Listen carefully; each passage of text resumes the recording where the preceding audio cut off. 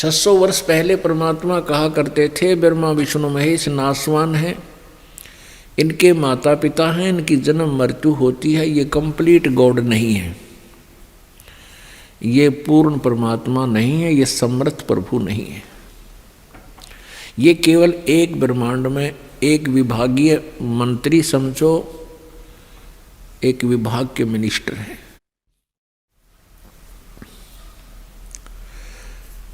लेकिन उस समय परमात्मा की समर वाणी का मजाक उड़ाया गया और परमेश्वर जी के ज्ञान को महत्व नहीं दिया गया।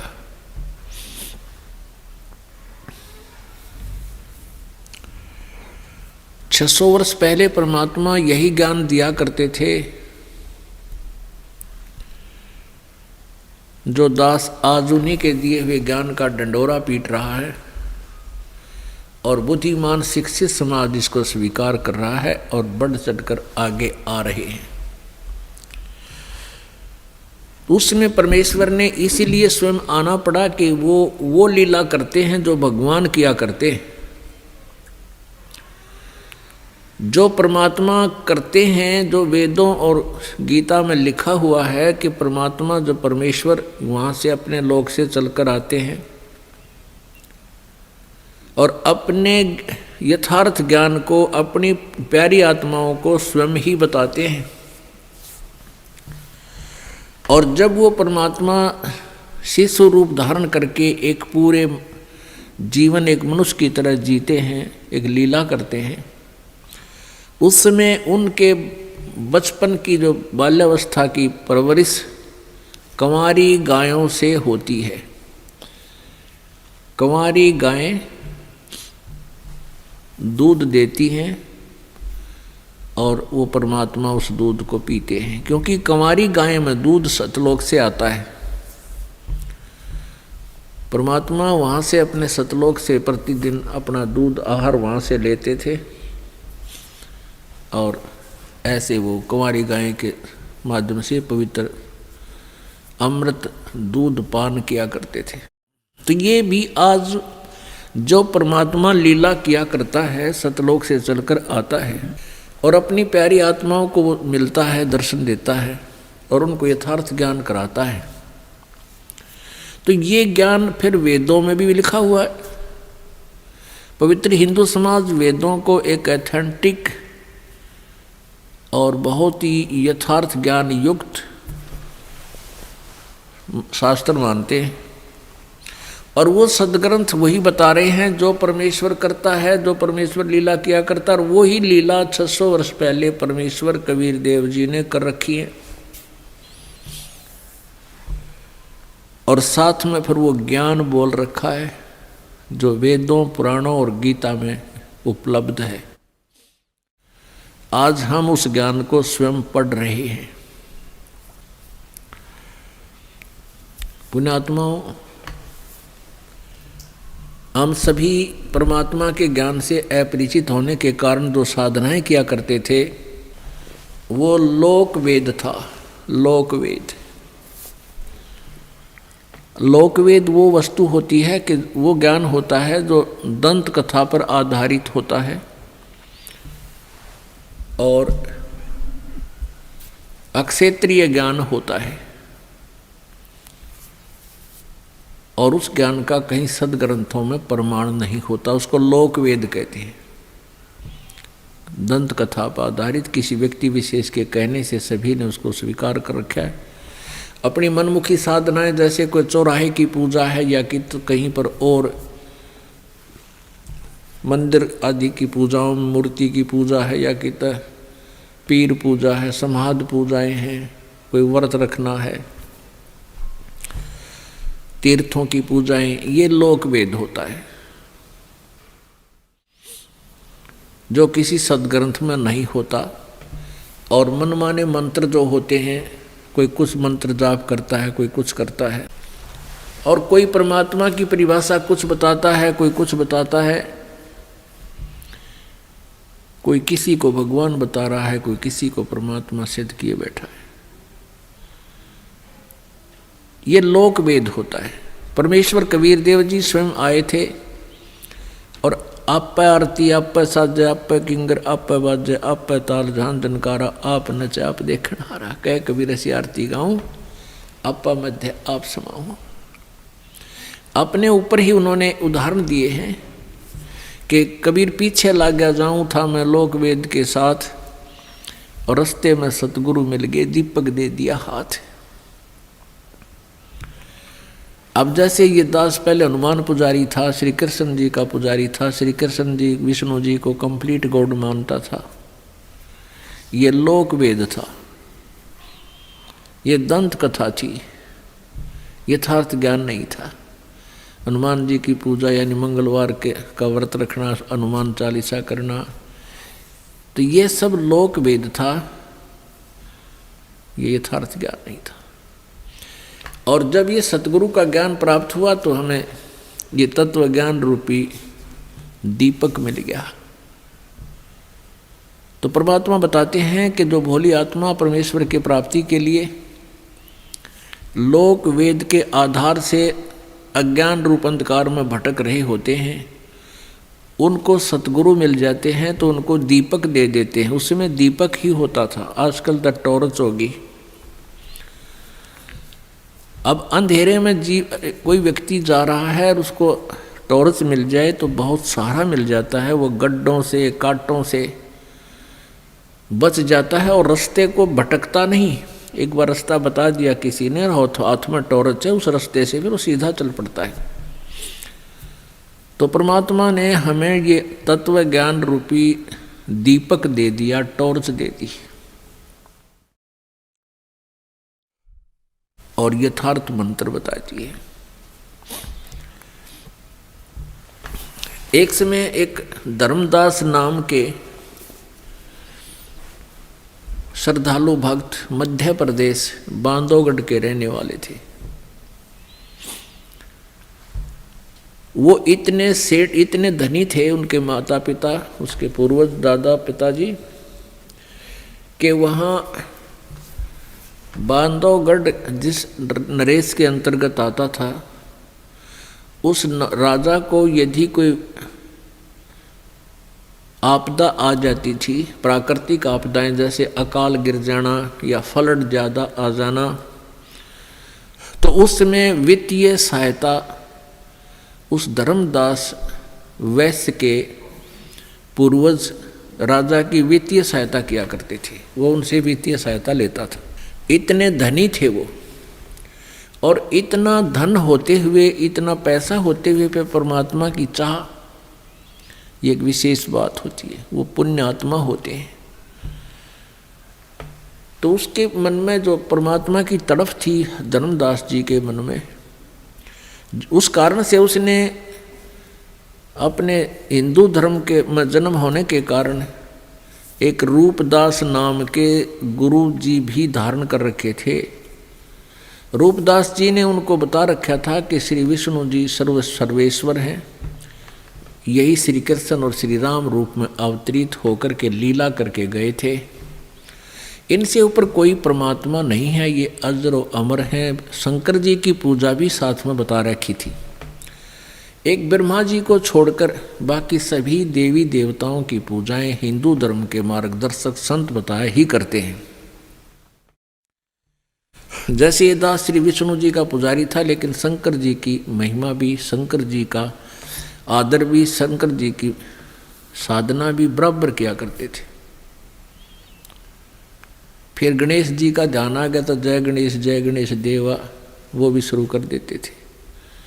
संतोषी माता की कोई फिल्म बनी थी, वह भी खूब देखी कई बार, क्यों श्रद्धा थी भगवान में, लेकिन उसमें बात कुछ भी ना थी। आज उनको देखते हैं, उन विचार करते हैं, क्योंकि हम अज्ञानी इतने थे, हमें ज्ञान बिल्कुल ही नहीं था, हमारे को ये सब ही अच्छे लगते थे। तो इस प्रकार हिंदू धर्म में जन्म होने के कारण वो धर्मदास जी भी रूपदास जी के बताए अनुसार वही क्रियाएं कर रहे थे जो हिंदू धर्म के श्रद्धालु करते हैं। तीर्थों पर जाना, तीर्थों में स्नान करने, तीर्थ यात्रा जाना, एकादशी का व्रत रखना, श्री कृष्ण राधे श्याम राधे राधे श्याम मिला दे, हरे कृष्ण कृष्ण कृष्ण हरे हरे, ये इस तरह के मंत्र और विष्णु स्तोत्र, ये सभी साधनाएं श्री धर्मदास जी किया करते थे। पुण्यात्मा परमात्मा की लीला में लिखा है, परमेश्वर स्वयं कहते हैं कि गोता मारू स्वर्ग में और जा बैठूं पाताल, कह कबीर में ढूंढता फिरूं अपने हीरे मोती लाल। ऋग्वेद मंडल नंबर 9 सूक्त नंबर 86 86 मंत्र नंबर 26-27 में, ऋग्वेद मंडल नंबर 9 सूक्त नंबर 82 82 मंत्र 1 2 3 में, और ऋग्वेद मंडल नंबर 9 सूक्त नंबर 96 96 मंत्र नंबर 16 से 20 तक, और भी बहुत से स्थानों पर ऋग्वेद मंडल नंबर 9 सूक्त नंबर 20 मंत्र नंबर 1 में यह स्पष्ट किया हुआ है कि वो कबीर नामक परमात्मा यथार्थ ज्ञान देने के उद्देश्य से अपने निज स्थान सतलोक से जहाँ वो रहता है उस तीसरे मुक्ति धाम से गति करके चलकर यहाँ आता है, श्रेष्ठ आत्माओं को, अच्छी आत्माओं को मिलता है और उन पुण्यात्माओं को फिर अपने समर्थता से, अपने ज्ञान से, अपनी महिमा से परिचित कराता है। इसके लिए पहले देखिएगा वो प्रमाण जो भगवान किया करते हैं हमारे सदग्रंथ हमें बताते हैं, और फिर देखिएगा, फिर सुनिएगा, ये कथा आपकी आत्मा गदगद हो जाएगी। परमात्मा ये है वो सत्यनारायण कथा। पहले हमें श्री विष्णु जी की कथा सुनाकर सत्यनारायण कथा बताया करते थे। सत्यनारायण का अर्थ होता है विनाशी भगवान, सच्चा भगवान, सच्चा साहेब, सत साहेब, सत साहेब अविनाशी परमात्मा। तो विष्णु जी अविनाशी नहीं थे, ये हमें गलत ज्ञान, गलत साधना बताते थे कि ये सत्यनारायण कथा सुना रहे हैं आपको। विष्णु जी को सत्यनारायण बताया करते थे। पहले थोड़ा सा इन सत्यनारायण के विषय में जान लीजिए। ब्रह्मा विष्णु महेश ये तीनों नासवान हैं, सत्यनारायण नहीं हैं। सत्य माने अविनाशी, सदा रहने वाले, नारायण माने भगवान। और हम सत साहिब कहते हैं, सत साहिब को चाहे सत्यनारायण कहो। सत्य माने सच्चा, साहिब माने भगवान। अब सत साहिब गरीबदास जी कहते हैं हमने सत साहिब जाना है, क्योंकि परमात्मा से परिचित हुए महापुरुष उन्होंने बताया कि हमने समझा है सत्यनारायण कौन है। तुम जिसको सत्यनारायण मानते हो वो सत्यनारायण नहीं है। तो पुण्यात्माओं, ये सत्यनारायण की कथा आपको सुनाई जा रही है, जो कभी युगों के बाद, कई असंख्य युगों के बाद आपको सुनने को मिल रही है। आपके इतने पुण्य हैं कि पूरा संसार अरबों खरबों प्राणी है अपने इस पृथ्वी पर, मनुष्य हैं, और वो भटक रहे हैं बेचारे। वो पुण्यात्मा, क्योंकि पुण्यात्मा को मनुष्य जीवन मिलता है, और जिसको सत्संग नहीं मिलता वह बेशक पुण्यात्मा, लेकिन उसका जीवन व्यर्थ हो रहा है। सत्संग ये सच्चा सत्संग, वो नकली संतों का सत्संग नहीं है। पुण्यात्माओं, एक यही बात खटक रही है इस भोले समाज को कि ये दास ये कहता है कि आज वर्तमान में किसी के पास सत्संग नहीं है। और परमात्मा से परिचित होने के बाद गरीबदास जी ने यही कहा था कि 3 लोक और भवन चतुर्दश कोई नहीं सत्संगी। वो भी निर्णय आपको दिया जाएगा, अभी इसी सत्संग के अंदर बताएंगे कि सत्संगी क्यों नहीं। क्योंकि ना विष्णु को ज्ञान, ना ब्रह्मा को ज्ञान, ना शिव को ज्ञान, और को ज्ञान होगा कहाँ से।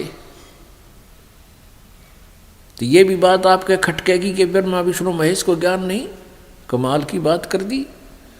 कमाल की बात ही सारी है परमात्मा ने जो की है, और ये अपने ही सदग्रंथ बता रहे हैं कि ब्रह्मा विष्णु महेश को ज्ञान नहीं था, अध्यात्म ज्ञान नहीं था।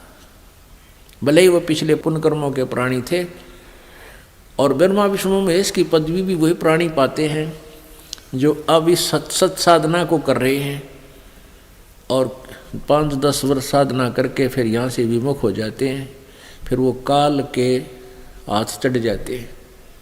उनको कई हजार लाखों वर्षों तक तैयो नहीं पता, युगों तक तैयो पता नहीं लगता तू है कितना है, कैसे के कर रहा है, कौन है तू, कितना है। जैसे अभी हमें नहीं पता था जब तक भगवान ने दया नहीं बख्शी थी कबीर देव ने।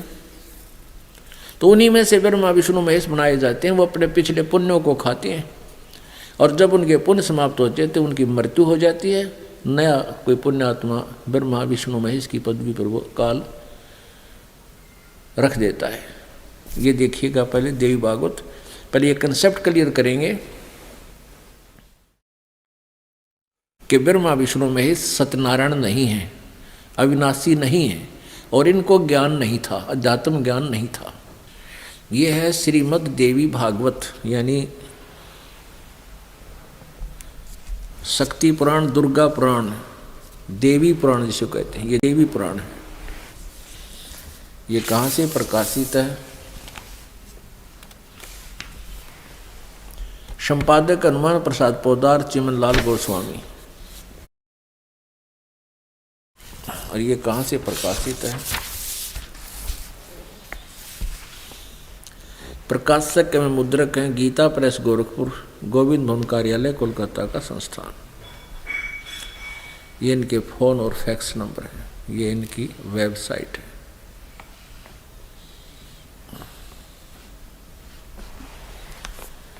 अब सबसे पहले आपको 123 पृष्ठ दिखाते हैं जिसमें ये ब्रह्मा ये विष्णु जी सत्यनारायण नहीं है, अविनाशी नहीं है।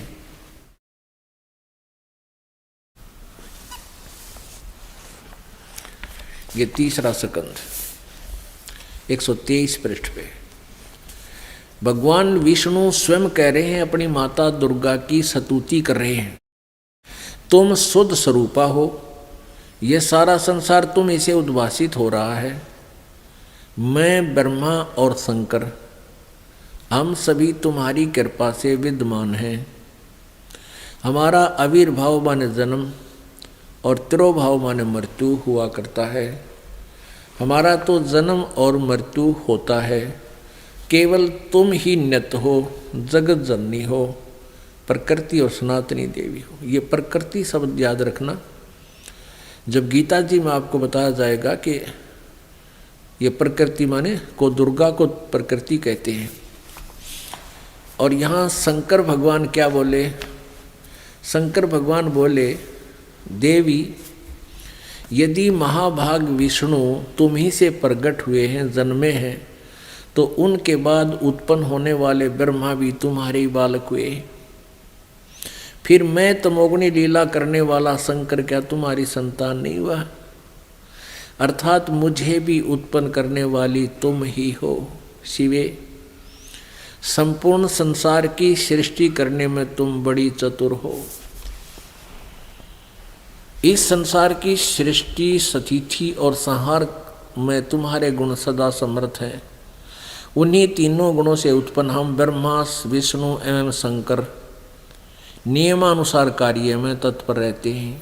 नियमानुसार केवल वर्क डन ही दे सकते हैं, जैसा कोई कर्म करेगा वैसा ही हम दे सकते हैं और नहीं।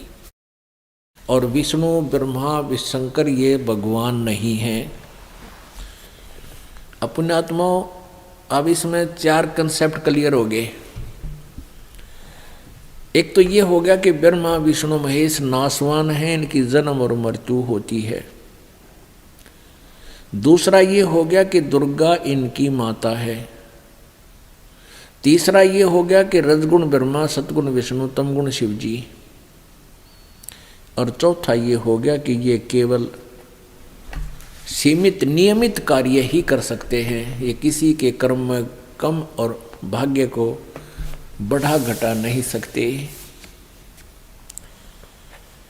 अपने आत्मा, ये तो कंसेप्ट क्लियर हो गया कि ब्रह्मा विष्णु महेश नासवान है, ये अविनाशी भगवान नहीं है। अब थोड़ा सा कंसेप्ट ये भी क्लियर करना है कि ब्रह्मा विष्णु महेश को अध्यात्म ज्ञान नहीं था। तो पुण्यात्माओं, आप जी को वो यथार्थ आध्यात्मिक ज्ञान, तत्व ज्ञान प्राप्त है जो ब्रह्मा विष्णु महेश को भी नहीं प्राप्त हुआ। और इन कलयुग के ऋषि महर्षियों और इन नकली संतों पंथों को, ये नकली पंथ सतलोक की महिमा गाँव कहेगा पता नहीं, इनको तो ज्ञान स्वप्न में भी नहीं हो सकता। ऐसे महान आत्माओं ब्रह्मा विष्णु महेश जैसी आत्माओं को भी इस काल ने भ्रमित कर रखा है, तो आप और हमारी क्या बुनियाद थी। ये तो सतगुरु आए दया करी, ऐसे दीन दयाल, ये तो परमेश्वर आए स्वयं, उन्होंने रजा बख्शी हमारे ऊपर। तो ये देखिएगा, अब देखिएगा यही देवी भागवत, इसके प्रश्न नंबर 28-29 में क्या स्टेटमेंट है ब्रह्मा और विष्णु की। पहला स्कंद देवी भागवत प्रश्न नंबर 28।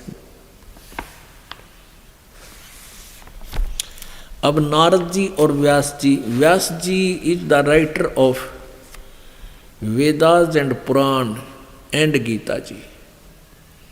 और ये नारद जी तो पूछे है, इसको भी ज्ञान नहीं, लेकिन काल प्रेरणा से काल भगवान ने इसमें प्रवेश करके ये लिख दी न्यों न जो वार्ता जिसकी जैसी हुई थी। नारद जी ने कहा, महाभाग व्यास जी, तुम इस विषय में जो पूछ रहे हो ठीक यही प्रश्न मेरे पिताजी ने भगवान श्री हरि से किया था। देवा अधिदेव भगवान जगत के स्वामी हैं। देवा अधिदेव यानी भगवानों के भी भगवान, देवताओं के भी देवता, जगत के स्वामी हैं। कौन? लक्ष्मी जी उनकी सेवा में उपस्थित रहती हैं। दिव्य कौष्टमणि उनकी शोभा बढ़ाती है। वे शंख चक्र और गदा लिए रहते हैं, पीतांबर धारण करते हैं, 4 भुजाएं हैं, वक्ष स्थल पर श्रीवत्स का चिन्ह चमकता रहता है। वे चराचर जगत के आश्रय दाता हैं। अब नारद जी बता रहा है व्यास जी ने कि ये इसको विष्णु जी को सर्वेश्वर बता रहा है, जगत गुरु बता रहा है। वे जगत गुरु एवं देवताओं के भी देवता हैं। ऐसे जगत प्रभु भगवान श्री हरि महान तप कर रहे थे, उनकी समाधि लगी थी। यह देखकर मेरे पिता ब्रह्मा जी को बड़ा आश्चर्य हुआ। अब ब्रह्मा जी के बोल सुन लो वचन। अतः उन्होंने उनसे जानने की इच्छा प्रकट की। ब्रह्मा जी ने पूछा, प्रभो तुम देवताओं के भी अध्यक्ष, जगत के स्वामी और भूत भविष्य एवं वर्तमान सभी जीवों के एकमात्र शासक हैं। भगवान फिर आप क्यों तपस्या कर रहे हैं? ब्रह्मा जी कह रहे हैं विष्णु ने कि आप तो सारे देवताओं के मालिक हो और जगत के स्वामी हो, फिर आप क्यों तपस्या कर रहे हैं और किस देवता की आराधना में ध्यान मगन है? मुझे असीम आश्चर्य तो यह हो रहा है कि आप देवेश्वर एवं सारे संसार के शासक होते हुए भी समाधि लगाए बैठे हैं। ब्रह्मा जी के ये विनीत वचन सुनकर भगवान श्री हरि यानी विष्णु जी उनसे कहने लगे, ब्राह्मण सावधान होकर सुनो, मैं अपने मन का विचार व्यक्त करता हूँ। देवता दानव मानव सब यही जानते हैं कि तुम सृष्टि करते हो, मैं पालन करता हूँ, संकर संहार किया करते हैं। किंतु फिर भी वेद के पारगामी पुरुष अपनी युक्ति से यह सिद्ध करते हैं कि रचने पालने और संहार करने की यह योग्यता जो हमें मिली है, इसकी अधिष्ठात्री शक्ति देवी है, यानी वो ही मालिक है। वे कहते हैं कि संसार की सृष्टि करने के लिए तुम में राजसी शक्ति का संचार हुआ है, मुझ में सात्विक शक्ति मिली है और रुद्र में तामसिक शक्ति का आविर्भाव हुआ है। अब क्या बताते हैं कि मैं सदा तप करने में लगा रहता हूँ। सुवर्त प्रत्यक्ष और परोक्ष दोनों उदाहरण में तुम्हारे सामने रखता हूँ, सुनो। यह निश्चित है कि उस शक्ति के अधीन होकर ही मैं इस शेषनाग की सैया पर सोता और सृष्टि करने का अवसर आते ही जाग जाता हूँ। मैं सदा तप करने में लगा रहता हूँ, उस शक्ति के शासन से कभी मुक्त नहीं रह सकता। कभी अवसर मिला तो लक्ष्मी के साथ सुखपूर्वक समय बिताने का सौभाग्य प्राप्त होता है। मैं कभी तो दानों के साथ युद्ध करता हूँ। अखिल जगत को भय पहुँचाने वाले दैत्यों के विकराल शरीरों को शांत करना मेरा परम कर्तव्य हो जाता है। ये 29 पृष्ठ पढ़ रहे हम। मुझे सब प्रकार से शक्ति यानी दुर्गा के अधीन होकर रहना पड़ता है। उन्हीं भगवती शक्ति का मैं निरंतर ध्यान किया करता हूँ। ब्रह्मा जी, मेरी जानकारी में इन भगवती शक्ति से बढ़कर दूसरे कोई देवता नहीं। अब ये आध्यात्मिक नॉलेज, आध्यात्मिक ज्ञान है विष्णु जी का कि मैं दुर्गा से ऊपर कोई भगवान नहीं जानता, इससे ऊपर कोई भगवान है को नहीं। अब पुण्यात्माओं, ये ज्ञान है श्री विष्णु जी, श्री ब्रह्मा जी, श्री नारद जी और श्री व्यास जी का। वो तो कह रहे हैं कि विष्णु जी सर्वेश्वर महेश्वर, सारा जगत के स्वामी, देवताओं के भी देवता। और विष्णु जी कह रहे हैं कि मैं तो दुर्गा का ध्यान करता हूँ, उसी का ध्यान लगाता हूँ, और मेरे आध्यात्मिक ज्ञान में दुर्गा से ऊपर कोई भगवान को नहीं और कोई देवता पूज्य नहीं है, मैं इसी की पूजा करता हूँ। अब दुर्गा कहती है हिमालय को ज्ञान देते समय, दुर्गा हिमालय राजा को ज्ञान देते समय कहती है कि राजन, केवल एक ब्रह्म की पूजा करो, उसका ओम नाम है, और सब बातें त्याग दो और उस परमात्मा, उस ब्रह्म को पा जाओगे, वो ब्रह्म लोक में रहता है। अब दुर्गा कहती है सब बातें छोड़ दो, मेरी पूजा भी त्याग दो और ना करना कुछ भी।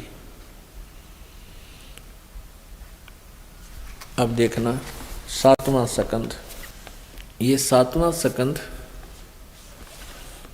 संक्षिप्त देवी भागवत 562 पृष्ठ पे देवी के द्वारा हिमालय को ज्ञानोपदेश, ब्रह्म स्वरूप का वर्णन, यानी ब्रह्म के विषय में जानकारी दे रही है। श्री देवी जी कहने लगी, पर्वतराज, इस प्रकार योग युक्त होकर मुझ ब्रह्म स्वरूप देवी का ध्यान करे। पहले तो अपना बता रही है, फिर कहती है कि अब कहती है कि उस ब्रह्म का क्या स्वरूप है। यहाँ तो ये कहती है कि जब मेरी भक्ति करनी है तो उस तरह कर, लेकिन उसे मोक्ष कुछ नहीं होना, ऊपर जो बताइए इसने। फिर कहती है कि उस ब्रह्म का क्या स्वरूप है, यह बतलाया जाता है, जो प्रकाश रूप, सबके अत्यंत समीप में स्थित, हृदय रूप गुहा में स्थित होने के कारण गुहाचर नाम से प्रसिद्ध और महान पद परंपरा अर्थात परंपरा पे है। अब यहाँ देखो, जो अमृत अविनाशी तत्व सौम्य, उस वेदने योग लक्ष्य का तुम वेदन करो, मन लगाकर उसमें तन्मय हो जाओ। सौम्य उपनिषद में कथित महान अस्त्र रूप धनुष लेकर उस पर उपासना द्वारा तीक्ष्ण किया हुआ बाण संधान करो, और फिर भावानुगत चित्त के द्वारा उस बाण को खींचकर उस अक्षर रूप ब्रह्म को लक्ष्य बनाकर वेदन करो। पर्वण, ये प्रणव माने प्रणव का अर्थ है ओम। ये प्रणव धनुष है, यानी ओम मंत्र तो धनुष है, जीवात्मा बाण है, और ब्रह्म को उसका लक्ष्य कहा जाता है। उस एकमात्र परमात्मा को ही जानो, दूसरी सब बातें छोड़ दे। उस एकमात्र परमात्मा को ही जाने, दूसरी सब बातों को छोड़ दे, यानी अपनी पूजा को भी कहती है मेरी पूजा भी छोड़ दे। यही अमृत रूप परमात्मा के पास पहुंचाने वाला पुल है। संसार समुद्र से पार होकर अमृत स्वरूप परमात्मा को प्राप्त कराने का ये सुलभ साधन है।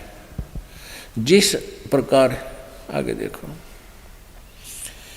इस आत्मा का यहाँ लिखना था, इस परमात्मा का ओम के जप के साथ ध्यान करो। ओह ओम, और इस अज्ञान में अंधकार से सर्वथा परे और संसार समुद्र से पार जो ब्रह्म है उसको पा जाओगे। ओम नाम जाप करे, ब्रह्म उद्देश्य हो, इष्ट हो, तुम्हारा कल्याण हो। ठीक है, और फिर वो कहाँ रहता है, ये 563 पृष्ठ पे। वह यह सबका आत्मा ब्रह्म, ब्रह्मलोक रूप दिव्य आकाश में स्थित है। वो ब्रह्मलोक में रहता है, उसका ओम नाम है। और ब्रह्म इष्ट होना चाहिए उपासक का, तो ब्रह्मलोक में रहता हो भगवान, उस ब्रह्मलोक में चले जाओगे। अपने आत्माओं, परमात्मा की भक्ति करना बहुत आसान है।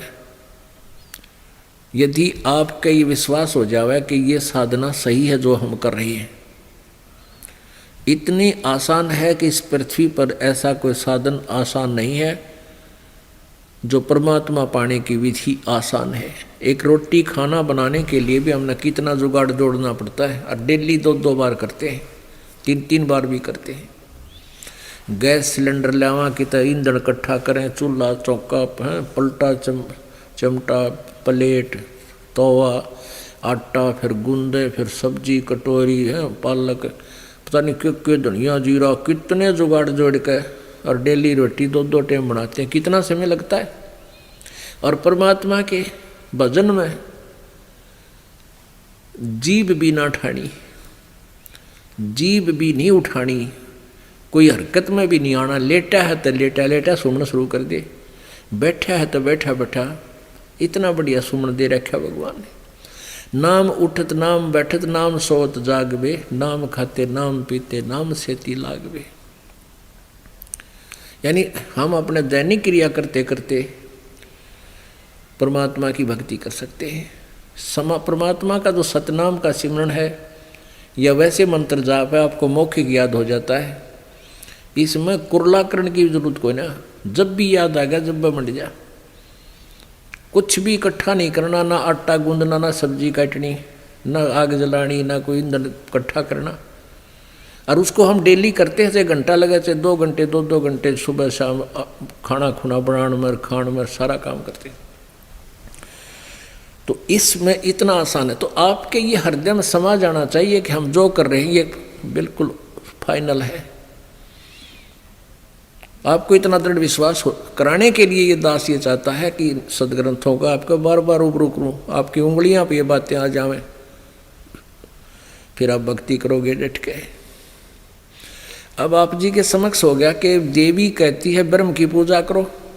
ब्रह्मा, नारद और व्यास जी कहते हैं कि विष्णु जी सर्वेश्वर हैं, ये जगत के प्रभु हैं।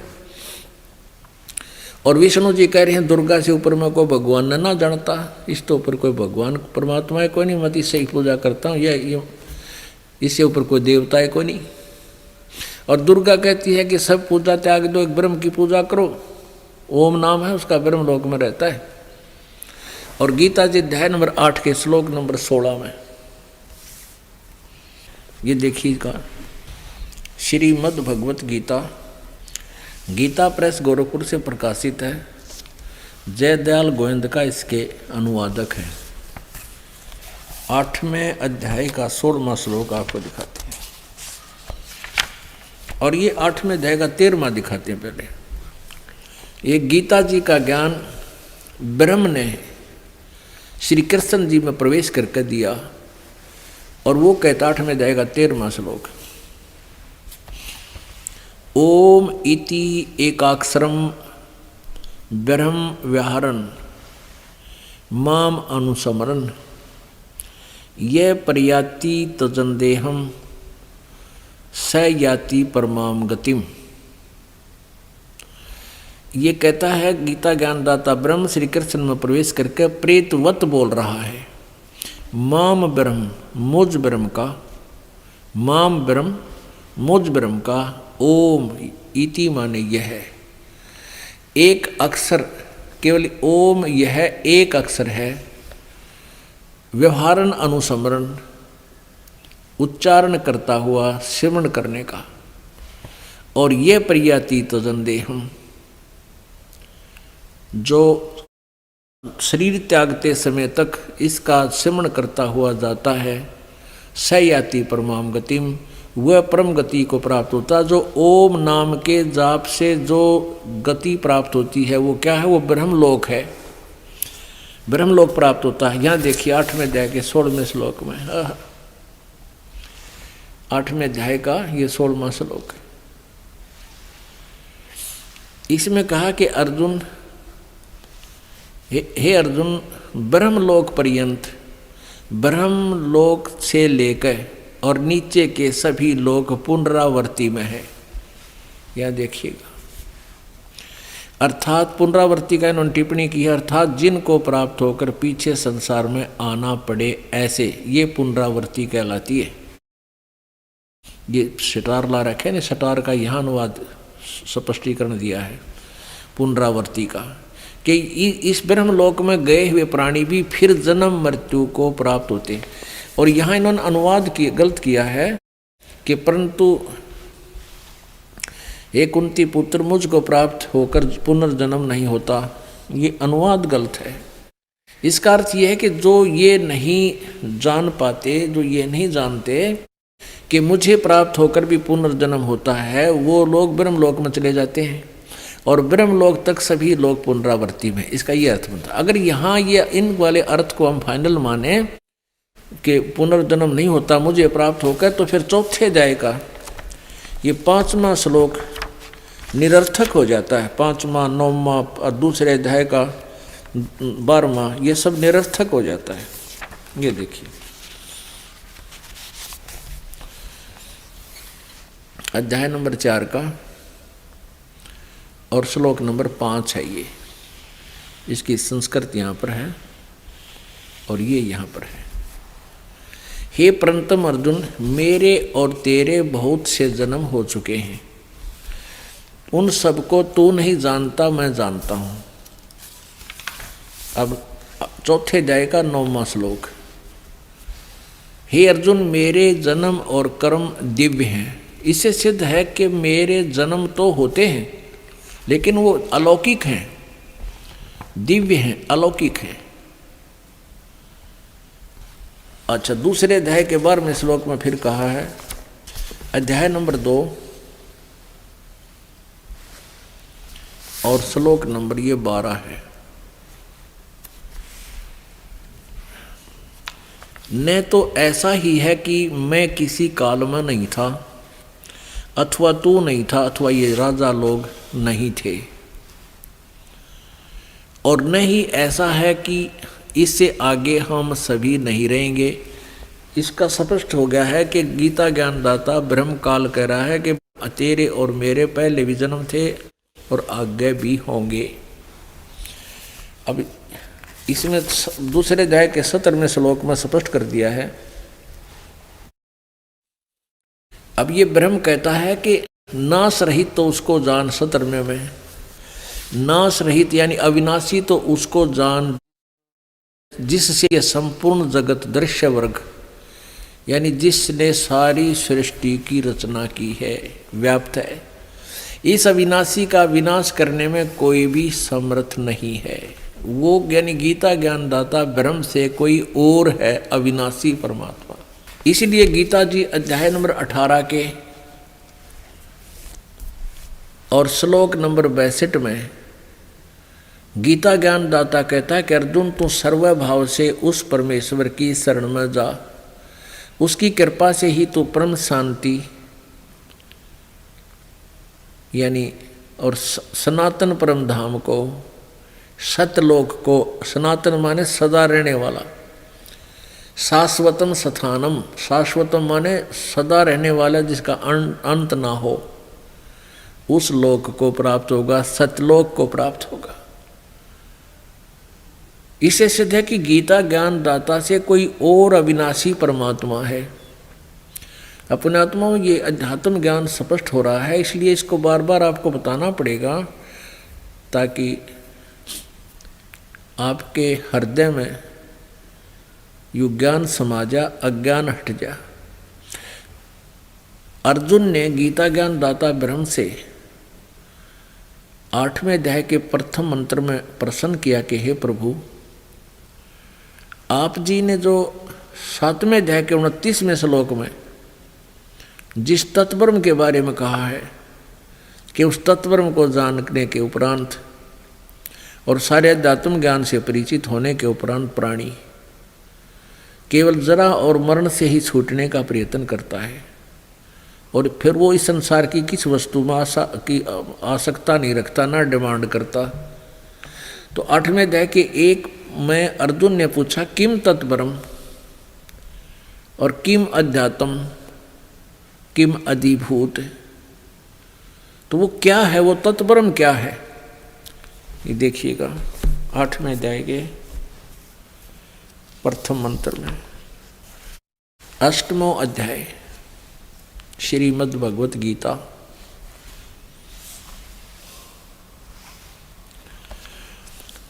अर्जुन ने प्रश्न किया किम तत्परम, किम तत्परम, हे पुरुषोत्तम तत्ब्रह्म क्या है, वह ब्रह्म क्या है, तत्ब्रह्म कहो, वह ब्रह्म कहो, वह परमात्मा कहो, वो किम तत्ब्रह्म।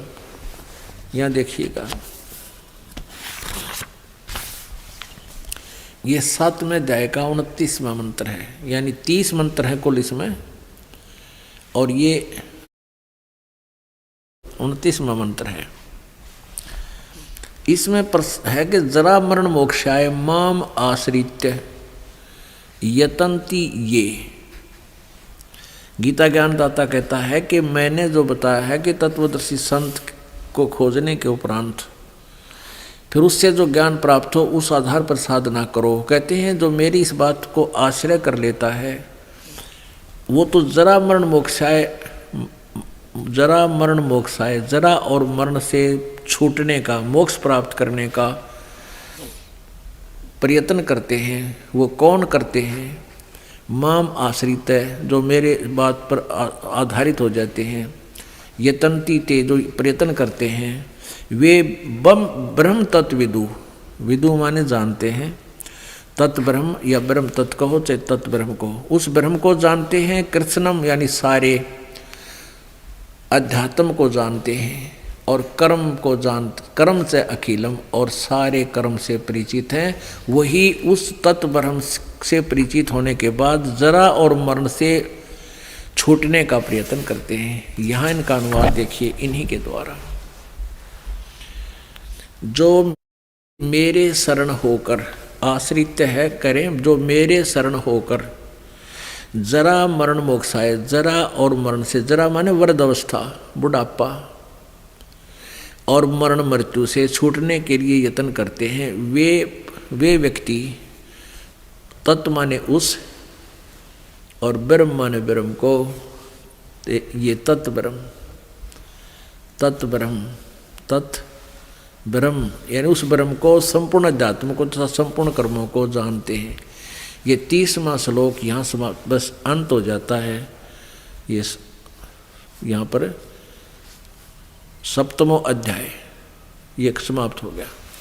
अब यहाँ 8वें के शुरुआत में 8वां अध्याय के प्रथम मंत्र में अर्जुन उवाच, अर्जुन ने पूछा हे पुरुषोत्तम, ये कहा कि किम तत्ब्रह्म, किम अध्यात्म, किम कर्म पुरुषोत्तम, अधिभूत से किम प्रोक्तम, अधिदेवम किम उच्यते। अब उसने पूछा वो तत्ब्रह्म क्या है, वह तत्ब्रह्म क्या है, वह ब्रह्म का क्या है। इसका उत्तर दिया 3रे श्लोक में।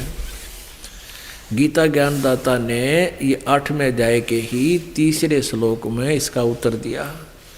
वह परम अक्षर ब्रह्म है, परम अक्षर ब्रह्म है। इससे सिद्ध है कि गीता ज्ञानदाता से कोई और परमात्मा परम अक्षर ब्रह्म। अब ये और क्लियर हो जाएगा। 8वें अध्याय के इस 5वें श्लोक में गीता ज्ञानदाता अपने विषय में कहता है कि जो व्यक्ति अंत काल में भी मुझको ही स्मरण करता हुआ शरीर को त्याग कर जाता है, वह मद भावम याति, वह मेरे भाव में को प्राप्त होता है, मेरे भाव में भावित रहता है। इसका अर्थ तो ये है, इन्होंने कहा मेरे साक्षात स्वरूप को प्राप्त होता है, ये स्वरूप नहीं बनता। इसका अर्थ वह मेरे भाव में भावित रहता, भावित हो जाता है, इसमें कोई संशय नहीं। यानी जो जिसमें भावित रहेगा उसी को प्राप्त होगा। अब 6 में एक बताया कि ये नियम है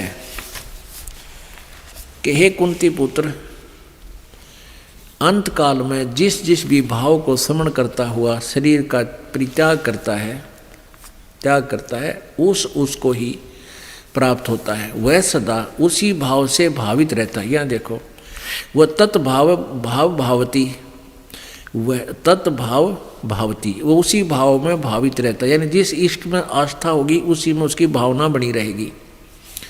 सातवें में फिर अपने बारे में बताता है कि इसलिए हे अर्जुन, तू सब समय में मेरा स्मरण कर और युद्ध भी कर। इस प्रकार मुझे अर्पण किए हुए मन बुद्धि से युक्त होकर तू निसंदेह मुझको ही प्राप्त होगा। ठीक है। अब 8वें 9वें 10वें में किसी और उस तत्व ब्रह्म के बारे में, परम अक्षर ब्रह्म के बारे में बताया है। हे पार्थ, 8वें का 8वां अध्याय नंबर 8 का, और ये मंत्र नंबर 8 है।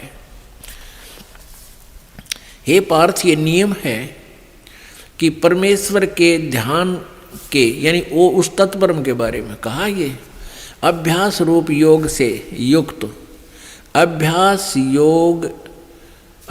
योग युक्तेन, परमेश्वर के ध्यान नहीं, जो मंत्र जो विधि बताई जाती है उस अभ्यास योग से युक्त जो संत बताते हैं, उसका अभ्यास करता हुआ दूसरी ओर न जाने वाले चित्त से, यानी कोई और देवता की, किसी और देव की पूजा नहीं करता, निरंतर चिंतन करता हुआ उस एक ही परमात्मा का चिंतन करता हुआ व्यक्ति परम दिव्यम पुरुषम, उस परम दिव्य यानी उस अद्भुत परमात्मा परमेश्वर को प्राप्त होता है। और 9वें फिर उसी के बारे में कवियम पुराणम अनुशासिताराम अणो अणिशांसम अनुसमरेत ये सर्वस्य धाताराम अचिंत रूपम आदित्य वर्णम तमस्य प्रस्तात्। जो व्यक्ति, इन्होंने जो व्यक्ति बताया, चलो हम यहाँ इसको छेड़ते नहीं तो ये लंबी कहानी बन जाएगी। इन्होंने कवियम कार सर्वज्ञ कर दिया। कवि कोई भी सर्वज्ञ नहीं होता। यहाँ उस कबीर देव के बारे में है जो सर्वशक्तिमान है, सर्वश्रेष्ठ है, पूर्ण परमात्मा, सबका उत्पत्ति करता है। हम इसको लेकर चलते हैं। जो सर्वज्ञ अनादि, सबके नियंता, सूक्ष्म से भी अति सूक्ष्म, सबके धारण पोषण करने वाले, अचिंत रूप, सूर्य के सदृश नित्य चेतन प्रकाश रूप, सूर्य के सदृश साकार, जैसे सूर्य चमकता है, अविद्या से अति परे सच्चिदानंद भन परमेश्वर का सिमरण करता है। यानी 3 मंत्रों में कंप्लीट हो रही है उस भगवान के बारे में। 10वां देखना, 8 में जाएगा 10वां, अभी 9 पढ़ा आपने, ये 10वां श्लोक है। वह भक्ति युक्त पुरुष अंत काल में योग बलेन, यानी भक्ति की शक्ति के कारण, भक्ति के बल से, बरकुटी के माध्यम में प्राणों को अच्छी प्रकार स्थापित करके फिर निश्चित मन से, निश्चल मन से समन करता हुआ, यानी उस, ये तम मन उस जो अज्ञान अंधकार में, यानी सबसे दूर परमात्मा है जिसके विषय में कोई नहीं जानता, उस दिव्य रूप परम पुरुष परमात्मा को ही प्राप्त होता है। पुण्यात्माओं, अब गीता ज्ञान दाता कहता है, ब्रह्म कहता है कि मेरी साधना करना है तो तेरे भी जन्म मृत्यु, मेरी भी जन्म मृत्यु सदा बनी रहेगी, परम शांति नहीं हो सकती। और मेरी साधना करेगा मुझे प्राप्त होगा, मुझे प्राप्त होकर कहाँ जाएगा? ब्रह्मलोक में। और ब्रह्मलोक पर्यंत सभी जन्म मृत्यु में, सब 84 लाख योनियों में कष्ट उठाते ही रहेंगे सदा। और उस परमात्मा की साधना करने वाले सदा के लिए मुक्त प्राप्ति कर जाते हैं। वहां जाने के बाद प्राणी फिर लौटकर संसार में नहीं आते। गीता जी अध्याय नंबर 4 के श्लोक नंबर 25 से लेकर 34 में तक क्या बताया है कि कोई तो साधना देवताओं, अन्य देवताओं की पूजा करता है, कोई केवल व्रत रखता है, कोई योग अभ्यास ही करता है, कोई तीक्ष्ण व्रत रखता है, कोई स्वाध्याय ही करता है, जैसे किसी सदग्रंथ के किसी एक अंग का अध्याय का पाठ को संस्कृत डेली पाठ कर लेता है। और ये सभी अपनी साधनाओं को पाप नाशक जानकर करते हैं।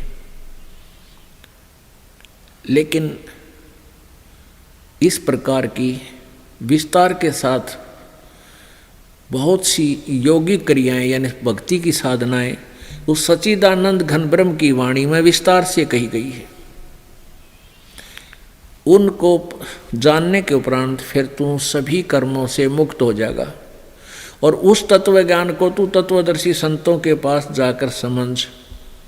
यानी गीता ज्ञान से अन्य कोई ज्ञान है जिससे गीता ज्ञान दाता ब्रह्म भी परिचित नहीं है, उसको तत्वदर्शी संत बताएंगे। तो गीता जी अध्याय नंबर 15 के श्लोक नंबर 1 से 4 में, 16 और 17 में उस तत्वदर्शी संत की पहचान भी बताई है और ये भी बताया है कि जिस परमेश्वर के विषय में वो तत्वदर्शी संत बताता है साधनाएं, उसको प्राप्त होकर के उस तत्व ज्ञान की प्राप्ति के पश्चात उस परमेश्वर के परम पद की खोज करनी चाहिए, जहाँ जाने के बाद प्राणी फिर लौटकर संसार में कभी नहीं आते। और वो तत्वदर्शी संत कैसा होगा? जो उल्टे लटके हुए संसार रूपी वृक्ष को विस्तार से उसके सब अंगों को भिन्न भिन्न बता देगा। स वेदवित वो तत्वदर्शी संत है। परमेश्वर कबीर देव जी ने 600 वर्ष पहले अपनी वाणी में इस उल्टे लटके हुए संसार रूपी वृक्ष की व्याख्या की थी। कबीर अक्षर पुरुष एक पेड़ है, निरंजन वा की डार, तीनों देवा शाखा है, भाई पात रूप संसार। अक्षर पुरुष एक पेड़ है जो पृथ्वी से बाहर दिखाई देता है, वो तना उससे ऊपर ऊपर सारा पेड़ कहलाता है। और ये तना तो अक्षर पुरुष है, एक निरंजन वा की डार, ये ब्रह्म उसकी एक मोटी डार है और उसके एक डार का 3 शाखा है, वो ब्रह्मा विष्णु महेश तीनों गुण, तीनों देवा शाखा है और पात रूप संसार। ये देखिएगा, परमेश्वर ने 600 वर्ष पहले गीता जी वाले ज्ञान को स्पष्ट किया था। ये है संसार रूपी वृक्ष, जिसके ऊपर को जड़ वो तो पूर्ण परमात्मा है और नीचे को तीनों गुण रूपी शाखा हैं। और ये है जमीन से बाहर जो हिस्सा दिखाई देता है वो पेड़ कहलाता है। तो परमात्मा ने कहा था अक्षर पुरुष एक पेड़ है और इस पेड़ की निरंजन ये ब्रह्म क्षर पुरुष ये इसकी डार और तीनों देवा शाखा हैं, ये पात रूप संसार। सूक्ष्म वेद में परमात्मा ने एक ही श्लोक में सांकेतिक शब्दों में गीता जी के 15वें अध्याय का बिल्कुल सारांश कर दिया। गीता जी अध्याय नंबर 15 श्लोक 1 से 4 तथा 16-17 का आशय, ये जो सारा कुछ है। ये तना ये अक्षर पुरुष यानी परब्रह्म भी कहते हैं, इसको अक्षर ब्रह्म भी कहते हैं। और ये मोटी डार जो है ये ब्रह्म, क्षर पुरुष कहो, क्षर पुरुष कहो, ब्रह्म कहो, क्षर ब्रह्म कहो, ये एक डार है। रजगुण ब्रह्मा जी, सतगुण विष्णु जी, तमगुण शिव जी, ये डार है, शाखा हैं, ये तीनों देवा शाखा हैं और ये पात रूप संसार। हम यहाँ नीचे हैं, हम इनसे भी आगे हैं। और ये जड़ कौन है? ये जो सबका धारण पोषण करता है वो परमात्मा, ये परम अक्षर ब्रह्म है। गीता जी अध्याय नंबर 8 के श्लोक नंबर 3 में जिसके विषय में वर्णन किया है वो परम अक्षर ब्रह्म है। वो कौन है? ये कबीर देव है, ये कबीर परमात्मा है। ये उस असंख्य ब्रह्मांड के सिंहासन पर विराजमान है और ये जड़ है पूरे संसार रूपी वृक्ष के मूल है। और मूल से ही सब खुराक आहार सबको शक्ति प्राप्त होती है। तो इस पूर्ण परमात्मा ही ये पूर्ण परमात्मा ही तीनों लोकों में प्रवेश करके सबका धारण पोषण करता है। अब पुण्यात्मा, गीता जी अध्याय नंबर 15 के 16-17 श्लोक में 3 परमात्माओं का वर्णन है। एक सरपुरुष, एक अक्षर पुरुष। इन सरपुरुष और अक्षर पुरुष ये दोनों नाशवान हैं। इनके अंतर्गत जितने प्राणी हैं ये भी सब नाशवान हैं, लेकिन जीव आत्मा किसी की मरती नहीं। अध्याय नंबर 15 के श्लोक नंबर 17 में तुरंत ही कहा है कि उत्तम पुरुष है तू अन्य, यानी परमात्मा जो वास्तविक परमेश्वर है वो इन दोनों से, इस 16 में वर्णित सरपुरुष और अक्षर पुरुष से कोई और है, वो उत्तम पुरुष है, वो सर्वश्रेष्ठ परमात्मा है और उसी को परमात्मा कहा जाता है। और जो तीनों लोकों में प्रवेश करके सबका धारण पोषण करता, वो वास्तव में अविनाशी भगवान है। पुण्यात्माओं, परमात्मा जब भी आते हैं अपने इस यथार्थ ज्ञान को समझाते हैं। अब वो परमात्मा स्वयं आकर के यथार्थ ज्ञान बताने की चेष्टा करते हैं। अब सबसे पहले आपको ये दिखाते हैं, वेदों में प्रमाण देते हैं कि वो परमात्मा क्या लीला करता है। वो परमेश्वर अपने लोक से चलकर आते हैं। खुद परमात्मा कहते हैं कि सतलोक से हम चल आए काटन काल की फांसी। हम ही अपने यथार्थ स्थान से चलकर आते हैं और अपनी प्यारी आत्माओं को यथार्थ ज्ञान कराते हैं। और यही वेद बताते हैं कि वो परमात्मा तत्वदर्शी संत की भूमिका करने के लिए स्वयं ही अपने लोक से गति करके आता है। ये देखिएगा, ऋग्वेद मंडल नंबर 9, ये 9-10 मंडल है जो मैं आपको दिखाने जा रहा हूँ। इकट्ठा ही अनुवादित है। ये कहाँ से प्रकाशित है? सार्वदेशिक आर्य प्रतिनिधि सभा, महर्षि दान भवन, रामलीला मैदान, नई दिल्ली 2 से। इनके फ़ोन और फैक्स नंबर है, ईमेल ये है।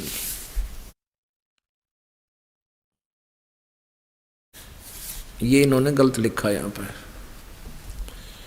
मुद्रक हैं Prince offset printers, 1510 Pataudi house, Daryaganj, नई दिल्ली। फ़ोन नंबर इतने।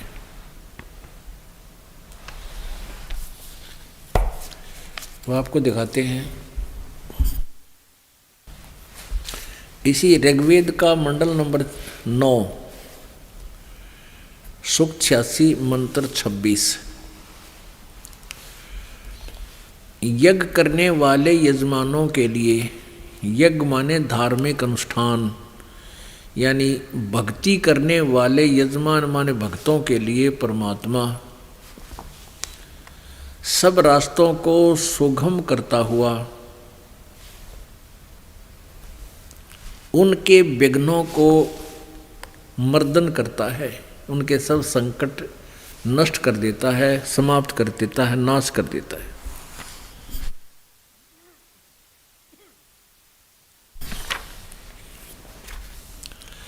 उनको पवित्र करता हुआ और अपने रूप को, अपने रूप को सरल करता हुआ, वह कांति में परमात्मा, यहाँ इन्होंने कवि का अर्थ, कबीर का अर्थ सर्वज्ञ कर दिया। वह कबीर देव, यहाँ लिखना चाहिए कबीर देव, विद्युत के समान क्रीड़ा करता हुआ वर्णीय पुरुषों को यानी श्रेष्ठ भक्तों को, अच्छी आत्माओं को प्राप्त होता है। गति करके माने वह विद्युत के समान क्रीड़ा करता हुआ, यानी बिजली जैसी गति से चलकर आता है और श्रेष्ठ पुरुषों को प्राप्त होता है, उनको मिलता, अच्छी आत्माओं को मिलता है।